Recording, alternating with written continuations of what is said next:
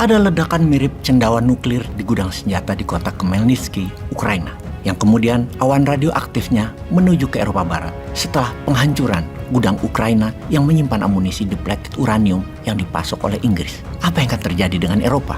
Kita hentikan dulu kalimat di awal dengan pertanyaan, yang kita lanjut bertanya, apa sudah gila ini perang di Ukraina sampai akhirnya sekarang bawa-bawa senjata nuklir? Mengapa pemerintah Inggris membuat keputusan untuk menyediakan amunisi depleted uranium DIU ke Ukraina yang berpotensi menyebabkan bencana ekologi di seluruh benua Eropa? Mengapa diperbolehkan oleh Sekutu Barat? Mengapa diperbolehkan oleh Uni Eropa? Depleted uranium adalah senjata perang turunan dari uranium berkadar isotop rendah, namun sangat mematikan dan punya daya rusak yang dahsyat, juga punya pengaruh radiasi yang mematikan bagi makhluk hidup. Depot senjata di kota Khmelnytskyi yang terkena serangan ini berisi senjata depleted uranium yang dikirim oleh Inggris ke Ukraina di Amosilo atau di gudang amunisi yang digunakan untuk tank Challenger Inggris sebagai penetrator anti-tanknya Rusia. Rusia tahu akan pengiriman depleted uranium ini yang dikirim Inggris 2 bulan yang lalu. Tanpa pikir panjang, dihajar bom peluru kendari jarak jauh gudang senjata tersebut minggu lalu. Serangan itu sukses, namun akibat yang akan dirasakan oleh Eropa ini sangat merusak.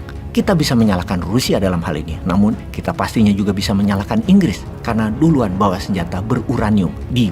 Kita fokuskan ke dampak ekologi lingkungan saja dan efeknya ke manusia. Material berbentuk bulu halus uranium depleted tadi mampu menempuh jarak yang sangat jauh. Material akan bergerak mengikuti arah angin dan seharusnya dapat dideteksi di lokasi monitor dengan melawan arah angin. Kita semua tahu bahwa DIU memiliki tanda gamma. DIU melepaskan sinar gamma. Selama berhari-hari setelah ledakan, ada antisiklon di utara lokasi ledakan dan angin dari tenggara bertiup ke arah barat laut, sekitar daerah bertekanan tinggi. Jadi bulu-bulu itu akan bergerak menuju Polandia. Jika kecepatan angin sekitar 5 km per jam, mereka akan mencapai detektor Polandia yang berjarak 250 km pada tanggal 15 Mei kemarin. Setelah Chernobyl, Uni Eropa membuat sistem detektor radiasi gamma di seluruh Eropa yang digunakan untuk memberikan pembacaan gamma secara real time. Saat ini di wilayah utara Ukraina dan Polandia terlihat peningkatan yang sangat signifikan dalam radiasi gamma yang dibaca pada detektor sinar gamma. Satu bukti terakhir, kita bisa melihat video di internet tentang orang Ukraina yang membersihkan lokasi ledakan menggunakan kendaraan robot, bukan petugas kebakaran biasa. Mengapa mereka membutuhkan kendaraan robot? Terakhir kali kita melihat kendaraan robot yang semodel tersebut adalah ketika membersihkan reruntuhan Chernobyl dan Fukushima.